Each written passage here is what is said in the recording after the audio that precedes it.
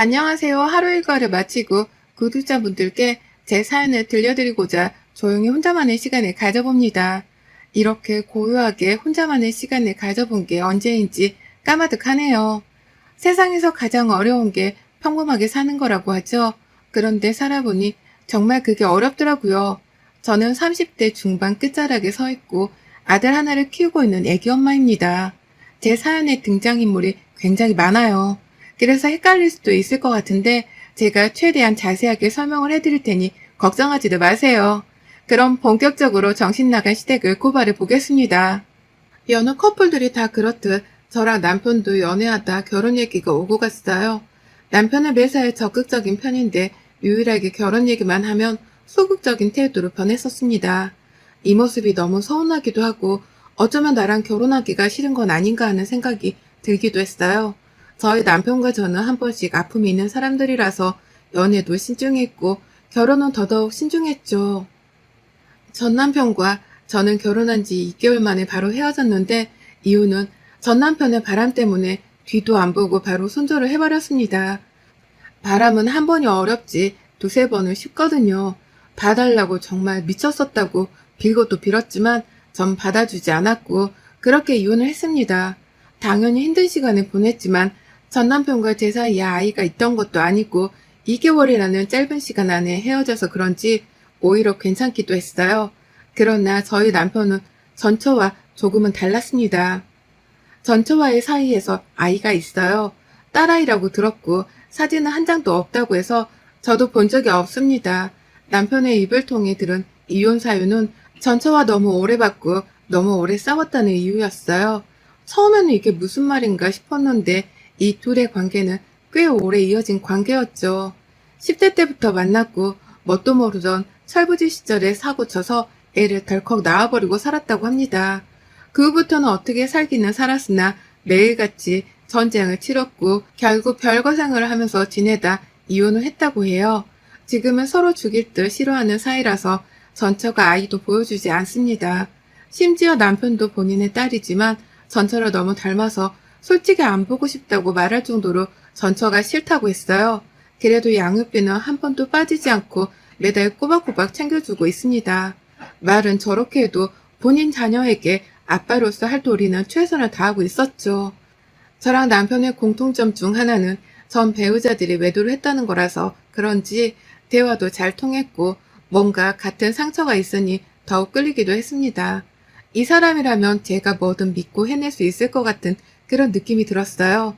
심지어 처음 만남을 시작할 때도 머뭇거리는 제게 먼저 확신을 줬습니다. 당신이 망설이는지 아는데 우리 서로 신중할 수밖에 없는 건 너무 당연하잖아. 그치만 나 그 말은 정말 해주고 싶어. 당신이라면 절대 하기 싫었던 재혼을 하고 싶어. 이 말이 뭐냐면 당신이랑 잘 만나다가 새로운 가정을 꾸리고 싶어. 그러니까 우리 서로 노력해보지 않을래? 그렇게 말해줘서 고마워. 그치만 난 솔직히 아직도 용기가 부족해. 정말 바보 같지만 미안해. 답답하지? 나도 이런 데가 답답하기는 한데 내가 다치는 게 싫어서 새로운 시작조차 하기가 싫거든. 무슨 마음인 줄 알아. 그래서 당신에게 확신을 주는 거야. 그냥 가볍게 던지는 말 절대 아니고 나 진지하게 말하는 건데 당신이라면 진심으로 다시 내 인생을 시작해보고 싶어. 우리 잘 만나다가 결혼하자. 남편은 제게 먼저 결혼을 전제로 만남을 갖고 싶다고 말을 했습니다. 그 말을 들으니 단순히 연애만 대충 즐기다 끝내고 싶다는 게 아니구나 라는 확신이 들어서 남편과 연애를 시작한 거였죠. 그런데 막상 1년이 지나고 2년이 지나고 슬슬 결혼하자고 얘기를 하니 남편의 태도는 달라졌습니다. 나이도 있고 심지어 저는 아이를 낳고 싶었기 때문에 더 늦기 전에 결혼을 해야 했어요. 남편에게 이제 결혼 준비를 시작하자 양가에 인사를 드리러 가자고 말을 하면 남편은 싫다고 말하지 않고 이리저리 대답을 회피하는 게 보였습니다.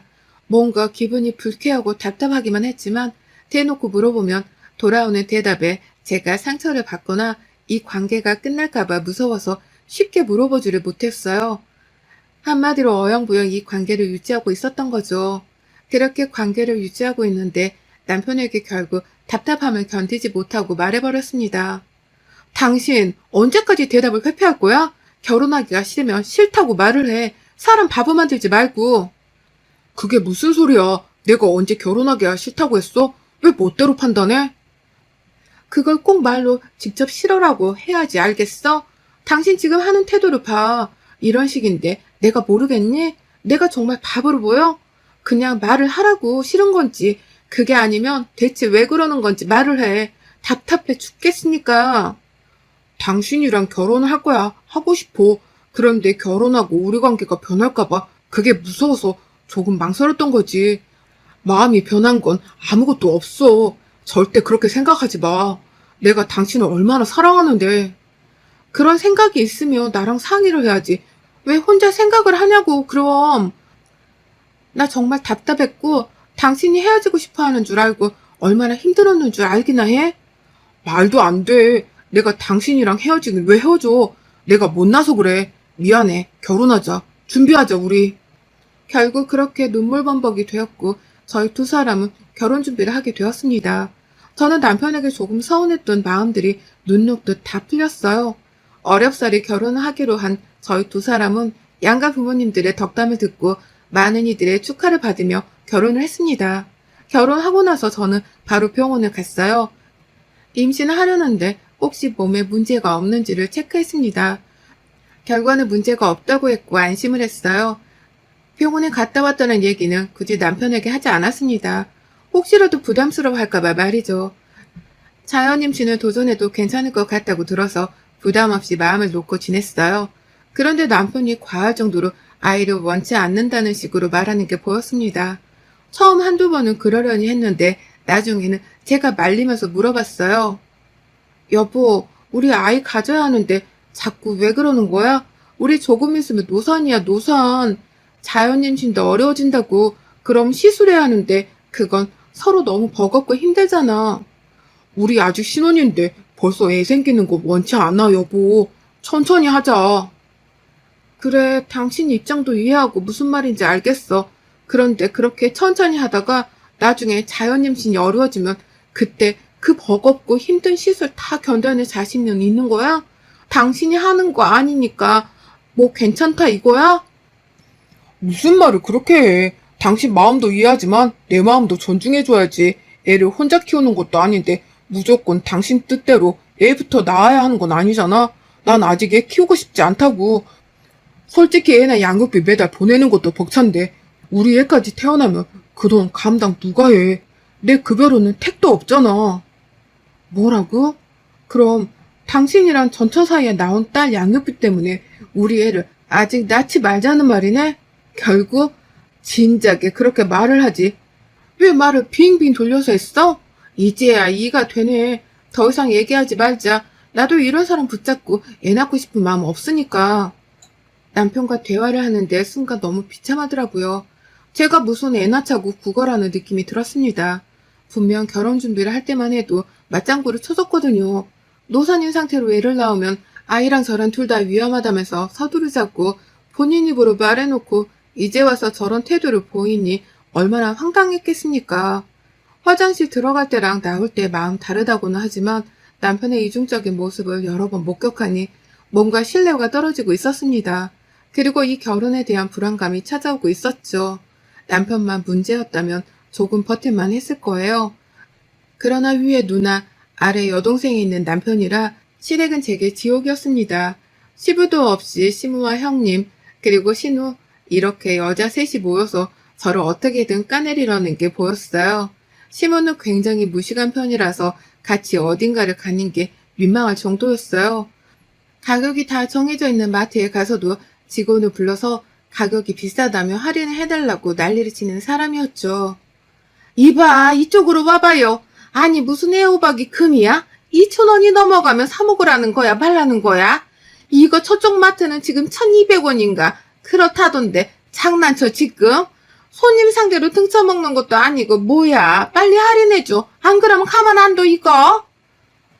아유, 요즘 물가가 미친 듯이 올라서 저희도 어쩔 수가 없어요. 특히 애호박은 요즘 금호박이라고 불리잖아요. 저도 그래서 요즘 애호박 잘 못 사먹고 주키니 대신 먹는데 이걸로 드세요. 그리고 1,200원으로 팔 수가 없을 텐데 원가도 안 나와서? 뭐야? 내가 그럼 뭐 거짓말 한다는 거야? 여기 사장 나오라고 해. 다 뒤집어 버리기 전에. 아까부터 왜 이렇게 소리를 지르세요? 가격이 다 정해져 있는 게 마트인데 여기서 뭘 더 할인해드려요? 너 잘리고 싶어? 딱 봐도 애 딸린 애 엄마 같은데 애들 굶기고 싶냐고. 아니, 근데 이 할머니가 보자보자니까 말을 그냥 막 하시네. 내가 그만둘 때 그만두더라도 당신 같은 사람은 가만 안 둬. 2,000원 하는 애호박이 비싸서 못 사 먹으면 먹지를 말 것이지 왜 이 난리야, 어? 뭐야? 내가 지금 2,000원이 없어서 이 난리를 치겠어? 저는 결국 심호를 온몸으로 뜯어 말렸고 직원분께 죄송하다고 몇 번을 사과했는지 모르겠어요. 정말 부끄럽고 창피했는데 제가 심호를 말렸더니 오히려 제게 더 큰 소리를 쳤습니다. 본인을 왜 말리냐고. 잘못한 건 저 여자인데 왜 본인이 잘못한 것처럼 말리냐고 난리를 쳤고 결국 마트 책임자까지 나와서 한바탕 소란을 피우고 저희는 장도 못 본 채 나왔어요. 집 가는 길 내내 씩씩거리는 심호의 욕을 제가 대신 들어야 했고 상황이 이렇다 보니 심호랑 단둘이 어딜 가기가 싫었습니다. 쪽팔리고 창피하잖아요. 형님도 심호랑 성격이 똑같습니다. 무조건 큰 소리부터 내면 이기는 줄 알고 욱하는 성격이 있어요. 사람이 굉장히 부정적이고 누가 본인에게 조금만 거슬리는 행동을 해도 그걸 못 참고 바로 질러버리는 성격이었습니다. 신우는 형님과 심호랑은 조금 다른데 사람 약 올리는 재주가 있었죠. 얼마나 비아냥거리는지 오히려 셋 중에 신우 때문에 열받던 일이 가장 많기는 했어요. 결론은 이 셋 다 너무 버겁다 보니까 어울리는 게 싫었습니다. 제가 시댁만 가면 기가 막 빨리는 기분이 들었어요. 저도 성격이 좋은 편이 아니거든요. 착한 사람도 아니고 온순한 성격도 전혀 아닌데 그런 저를 능가하는 이 사람들은 대체 뭐하는 사람들인지 알다가도 모를 일이었습니다. 시몬은 자주 봐야 친해진다는 주의여서 굳이 저희 부부를 시댁에 초대해서 밥도 먹이고 막 그랬어요. 그냥 쉬게 냅뒀으면 하는 마음이 있었는데 말이죠. 또 저희 부부가 시댁에 간다는 걸 들으면 형님도 오셨거든요. 신우는 시모랑 같이 살고 있으니 당연히 시댁에 있었고요. 이렇게 되면 또 이 세모녀에 쌓여서 저는 기가 빨리는 겁니다. 평상시 대화를 잠깐 들려드려 볼게요. 새언니, 피부과 다녀요? 언니 나이쯤 되면 다니면서 관리하지 않나? 가만 보면 새언니 피부 좋은 것도 안 좋은 것도 아니고 조금 애매해. 그치 언니? 나도 느꼈어 옳게. 그거 관리해. 안 그러면 나중에 폭삭 늙어 주름 생겨서 처지는 것도 한순간이다. 그건 그렇고 둘이 잘 지내고 있어? 뭐라고? 둘이 뭘 했다고? 아니, 안 싸우고 잘 지내고 있냐고 물어봤어. 싸우긴 왜 싸워? 싸우기만 해봐. 아주 내가 가만 안 두지. 그렇게 결혼하겠다고 잘 살겠다고 해놓고 싸우는 건 내가 용납 못하지. 그치. 솔직히 우리 오빠가 한 번 갔다 왔으니까 그러려니 하고 엄마가 받아준 거지. 안 그랬음 새언니 안 받아줬을걸요? 우리 엄마가 찜해도 며느리감을 보면 능력들이 대박이거든. 그건 그렇지. 늘 병심에 옳게. 또 이혼하고 싶은 건 아닐 거 아니야. 서로 이해하고 배려하라고. 우리 부부는 싸우지도 않고 애 둘 낳고 잘 살고 있잖아. 우리라고 서로 불만이 없겠어? 다 이해하고 배려하는 거야. 옳게는 그걸 못해서 이미 한 번 실패한 거잖아. 엥? 아니야 언니. 새언니 첫 남편 바람나서 이혼한 거잖아. 남편이 바람나는 것도 그거 다 여자 잘못이다. 지가 똑바로 간수 못하니 바람이나 피지. 제 얘기를 하고 있고 제게 질문을 수없이 하지만 정작 제가 대답할 틈을 주지 않는 게 이들의 대화하는 방식이었죠. 늘 이런 식으로 셋이서 꿍짝하며 은근슬쩍 저를 남편보다 아래라고 못 박듯이 말을 했습니다.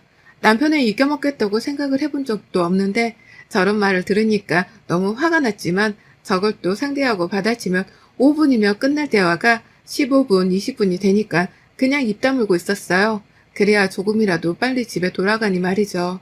시댁에서 밥을 먹고 오면 늘 소화제를 먹거나 구토를 했고 그런 모습을 보면서 남편은 처음에는 걱정을 했지만 나중에는 한숨을 쉬었습니다. 한숨 쉬는 남편을 무시하다가 어느 날은 너무 거슬리고 화가 나는 거예요. 그래서 제가 물어봤습니다. 당신 지금 나보고 한숨 왜 쉬는 건데 내가 체한 게 한숨 쉴 일이야? 맨날 집에만 갔다 오면 퀭퀭거리면서 토하는데 보기 좋겠냐? 불편하지? 당신도 알잖아. 시댁에서 나한테 어떻게 대하는지. 그 자리에서 그렇게 밥을 먹는데 그럼 밥이 목구멍으로 잘 넘어가고 소화가 되겠니? 당신이 우리 집 갔는데 우리 가족들이 그렇게 하면 아무렇지 않게 잘 먹을 수 있어? 그래, 그래, 알겠다. 그 태도 뭐야, 지금? 그만 좀 하자, 지겹다. 정말 언제까지 그럴래? 솔직히 말해서 당신이 살갑게 안 하니까 가족들이 더 뭐라고 하는 거 아니겠냐? 내가 이런 말까지는 안 하려고 했는데 전처는 안 그랬어. 나한테는 나쁜 여자였어도 우리 가족들한테는 살가웠다고. 당신 미쳤니? 지금 나랑 전처를 비교하는 거야? 자꾸 비교가 되는 거 어쩌냐? 아유, 하던 거 마저 해라. 나는 나갔다 올게. 절대 해서는 안 될 말까지 내뱉고는 나가서 새벽이 다 돼서야 들어온 남편이었습니다. 아무리 화가 나도 저런 말까지 할 사람은 아니었고 심지어 전처에 대한 감정이 좋지도 않은 사람이 전처랑 저를 비교할 리가 없다고 생각했어요. 한마디로 뭔가 수상쩍다는 기분이 들었습니다. 여자의 직감이라는 게 정말 존재하는 건지 전 이유도 없이 남편이 수상했어요. 딱히 달라진 거라고는 제게 쌀쌀맞게 하는 거 말고는 없었지만 남편을 유심히 보기 시작했습니다. 그러다 어떤 TV 프로그램을 봤고 거기서 블랙박스랑 내비게이션을 통해서 목적지를 보면 대충 뭘 하고 돌아다니는지 알 수 있다고 하더라고요. 전 그날 밤에 깊게 잠든 남편을 확인한 후 바로 행동으로 옮겼습니다. 설마 아니겠지 하면서 봤는데 블랙박스에서 흘러나오는 음성에는 남편의 딸로 추정되는 여자아이 목소리와 전처의 목소리 그리고 남편의 목소리가 들렸어요. 예나야, 배 안 고파? 배고파. 배 많이 고파. 정말? 우리 애나 배 많이 고파? 얼른 가야겠네. 애나 아빠 오랜만에 만났는데 그래도 아빠 좋아? 보고 싶었어? 응, 보고 싶었지. 아빠가 나 까먹고 안 보러 오는 줄 알았어. 그럴 리가. 이제는 아빠가 자주 보러 갈게. 알겠지? 대화가 이게 끝이 아니었죠. 아이가 자는 건지 밖에 있는 건지 모르겠지만 전처와 둘이 나누는 대화도 있었습니다. 애나 아빠, 내가 살면서 당신한테 한 잘못들 반성 정말 많이 했어. 정말 미안했어. 그런데 우리 애나를 생각해서라도 다시 합치는 게 어때? 내가 잘할게. 너무 늦게 정신 차려서 미안해. 그래도 우리 인연이 보통 인연이 아니잖아. 10대 때부터 함께 했는데 우리가 어떻게 헤어지겠어, 응? 말도 안 돼, 이러지 마. 소라야, 나 재혼했고 내 와이프가 집에서 기다려. 얘는 보여준다고 해서 기쁜 마음으로 한 걸음에 온 거지. 너랑 뭘 어떻게 다시 해보려고 온 건 아니야. 아니, 결국 준성이 너는 나한테 다시 올 수밖에 없어. 늘 그랬듯. 난 자신 있거든. 나는 예전처럼 너한테 질질 끌려다니는 바보가 아니야. 이제 더 이상 안 그럴 거고 이런 식이면 애나도 보러 안 올게. 처절하게 매달리는 전처를 완강하게 뿌리치며 딸과 전처를 그냥 내려놓고 와버리는 남편의 음성이 들렸어요. 그래서 더 이상 따로 묻지는 않았습니다. 이런 일이 있었구나 싶었고 그래서 조금 예민했겠다 이해를 했어요. 그런데 이때 내내 속이 안 좋고 몸이 안 좋았습니다. 설마 하는 마음에 임신 테스트기를 해봤더니 기다렸던 도질이 나왔고 전 기쁜 마음에 바로 병원을 가서 확인도 했어요. 임신이 맞다는 말을 듣고 너무 기뻐서 남편에게 신이 나서 초음파 사진을 보여주며 말했죠. 여보, 나 임신했어. 세상에 이것 봐. 우리 아기래. 너무 작지? 강낭콩 같아. 임신을 했다고? 응, 그래 임신했다고. 뭐야? 너무 놀랬어? 남편은 표정이 완전 굳었고 잠깐 나갔다 온다며 급히 나갔습니다. 무슨 일인지는 몰라도 하필 그 타이밍에 축하한다는 말 한마디를 안 해주고 뛰쳐나갈 정도로 급한 일일까 싶었어요. 그 후 밤 11시가 다 되어도 남편은 오지 않았고 전화도 받지 않았습니다. 12시가 다 되어갈 때쯤 소파에 앉아있는데 드디어 들어왔길래 현관 쪽으로 가는데 형님과 신우가 씩씩거리며 들어와서 제 머리채를 잡고 욕을 하면서 아주 난리가 났어요. 남편은 뒤에서 저를 노려보고 있었죠. 순식간에 벌어진 일에 영문도 모른 채 당했습니다. 이게 뭐하는 짓이에요 정말? 야, 너 내가 가만 안 둘 거야? 너 바람핀 놈 누구야? 누구냐고? 말 안 해? 그럼 내가 찾을까? 너도 그 자식도 둘 다 죽었어? 바람이라뇨, 제가요? 무슨 소리를 하는 건데요, 지금? 나 정관수술한 사람이야, 예전에. 근데 당신이 임신을 어떻게 했을까? 자백을 해, 그냥. 더 비참해지기 전에. 이 나쁜 거사, 넌 내가 가만 안 둘 거야? 정말 억울했습니다. 바람을 핀 적도 없는데 자꾸 제게 자백을 하라 했고 심지어 임신 기간 내내 남편과 시댁 것들과 싸우면서 지냈어요. 이혼을 하자고 해도 해주지도 않았습니다. 바람핀 상대를 찾아서 상간소송이 가능해져야 이혼을 해주겠다는 거죠. 바람을 핀 적이 없는데 어떻게 찾습니까? 그렇게 피눈물을 흘리며 욕이란 욕을 다 먹고 10달을 버텨 아이를 출산했고 낳자마자 유전자 검사를 했네요. 당연히 남편 아이였고 전 그걸 남편에게 카톡으로 보내줬습니다. 그러자 집에서 형님과 신우가 찾아왔고 들어오자마자 아무 말도 안 하고 무릎을 꿇었죠. 전 이럴 줄 알고 친정 엄마를 불렀고 아이를 집에 데려가 있으라고 했습니다. 그 후 저희 언니랑 오빠를 불렀고 똑같이 해줬어요. 언니랑 오빠도 형님과 신우 그리고 남편 빰부터 시작해서 머리채를 잡고 반 죽였습니다. 한참을 그러다 저희 오빠가 말했어요. 세민이 너 말해. 이혼할래 말래? 당연히 해야지. 저딴 것들이랑은 더는 못 살아. 내가 못 살아. 내가 싫어. 잘 들어. 이 집은 내가 우리 딸이랑 살 거니까 네가 나가. 그렇게 친정 식구들의 도움으로 이혼을 하고 쫓아냈습니다. 위자료도 넉넉히 받았고 매달 양육비도 받고 있어요. 그 외에도 1년을 넘도록 내내 애기 먹을 거랑 장난감뿐 아니라 제 영양제랑 먹을 것도 내내 보내지만 연락을 받아주지 않고 있습니다. 약간 고민되는 건 딱 하나예요. 아이에게 아빠 자리를 뺏은 것 같아서 그건 미안한데 저런 아빠와 식구들은 없어도 될 것 같아서 절대 용서하지 않을 겁니다. 여러분의 생각은 댓글로 남겨주세요. 오늘도 시청해주셔서 정말 감사합니다.